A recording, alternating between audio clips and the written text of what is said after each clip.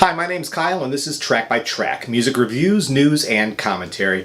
And today I'm trying to understand the appeal of Beck. I mean, he appeals to me, let me put that out there right up front, but who else does he appeal to? Or who else is he trying to appeal to on his newest album, Colors, that finally came out this week? Now, before I talk about the new Beck, let's actually rewind 20-odd years to the very beginning.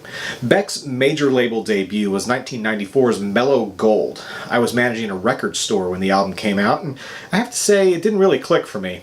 Of course, the song Loser became a big hit with the 120 Minutes crowd, and it topped college radio charts.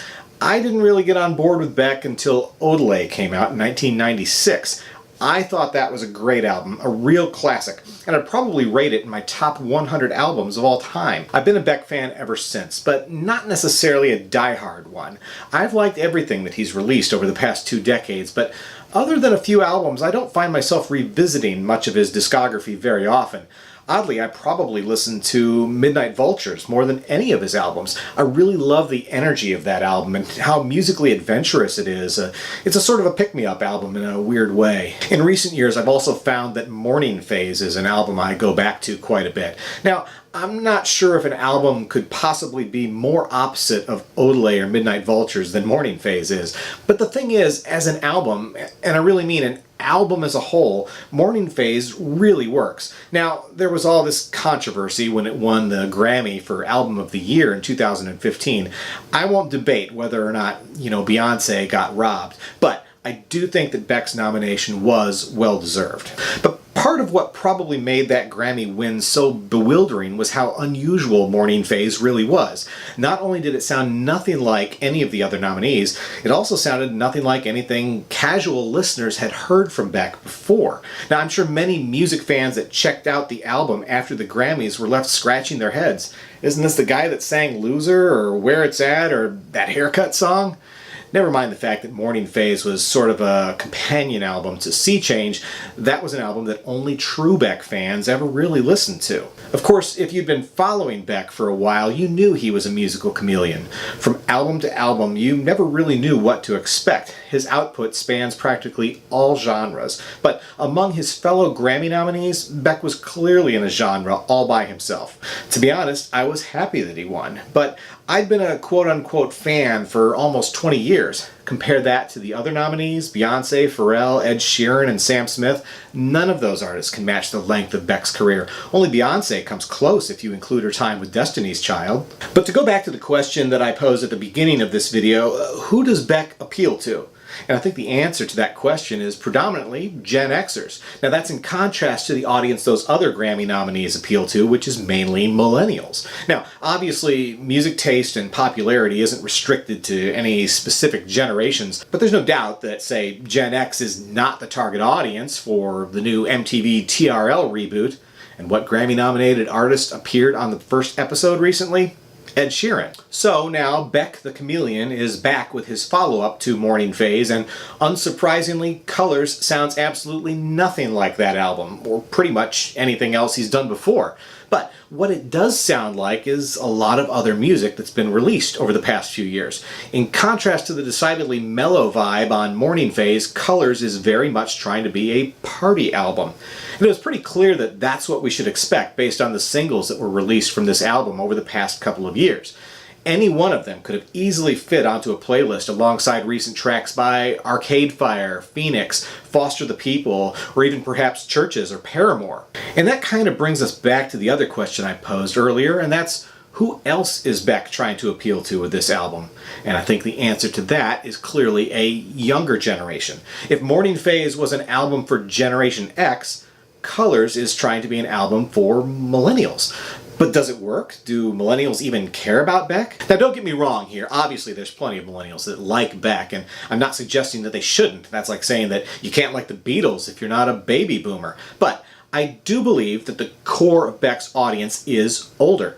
And when you listen to an album like Colors, it is not characteristic of what that audience is predominantly listening to. That being said, I think Colors is easily Beck's most accessible album to date, for better or for worse. It feels very mainstream, in contrast to how everything else that he's done before has kind of been celebrated for being so out there.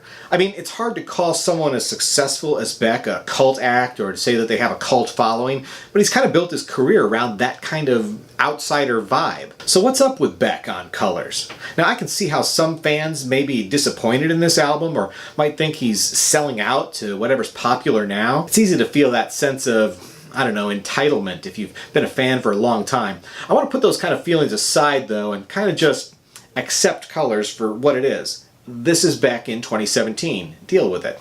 So, let's do that. Before Colors came out, you were probably listening to the 4 singles that were released in advance and wondering if they were indicative of what the whole album would sound like.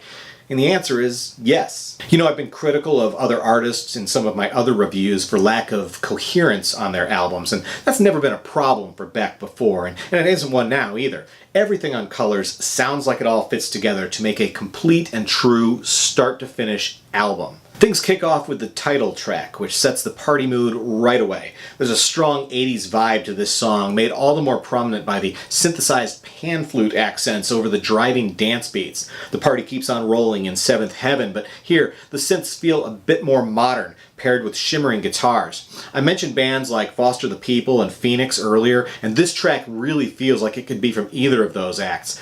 Both of the first 2 songs are a lot of fun, and they set the tone for the album very well. On I'm So Free, things start innocently enough with a pulsing bass line and occasional piano accents. Then, right as the first chorus is about to drop, Beck bursts into rap mode, layered over heavy distorted guitars. And we don't hear that very often from Beck, but it's definitely a familiar tool from his bag of tricks. As he sings I'm So Free on the chorus, I also hear a bit of a Weezer thing going on there, which was kind of unexpected.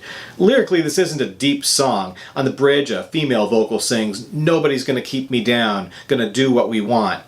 Not really an original sentiment, but I don't think Beck is looking to wax philosophic at this party. Track 4 is Dear Life, and it's one of the early singles that we've all heard from this album. I like this song a lot, right from the jaunty opening piano line that sounds straight off of the Beatles' White Album.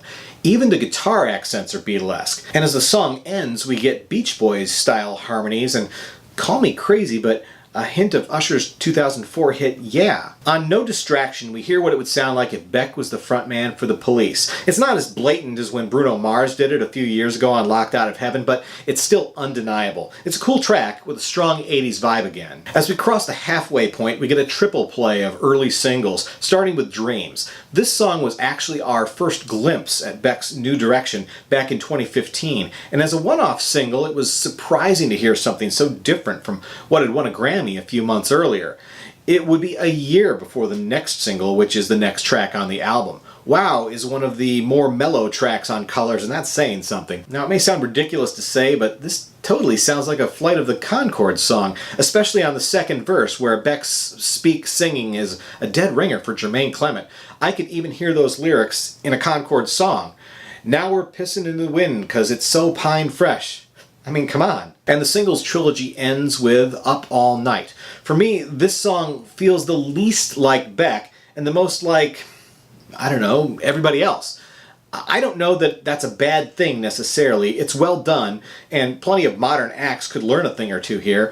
It's like Beck heard these other dance rock tracks out there and said, hold on kids, let me show you how it's done. By the way, if he ever ends up playing this on, I don't know, the Grammys, I'd love to have Nile Rodgers sitting in on guitar. Just saying. Square One opens with the same jaunty piano we heard on Dear Life, but it quickly takes a back seat to funky guitars and driving dance beats. Lyrically, I'm not sure what this song is trying to be. Most of the song is this optimistic message about just enjoying life. It opens with, I've been watching the wheels turning, but I'm learning to enjoy the ride. And that's kind of the vibe throughout, except the bridge where he sings about falling hard for the girl, for the girl. It feels a little out of place. I can see what he's trying to do, but I don't think he quite connects the dots. Colors ends with the down-tempo Fix Me. Now, ordinarily, I don't necessarily like albums to end with slow songs, but actually this feels right.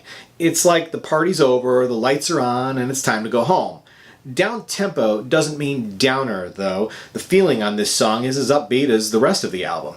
That being said, I don't think Fix Me is an album highlight by any means. It's just the right song at the right time. So in the end, I think it's pretty obvious that Colors is a pretty big departure for Beck. That alone may be a deal breaker for some fans. And at the same time, there may be a lot of people who were never really into Beck before who will really dig the tunes on this album. Millennials? Maybe so.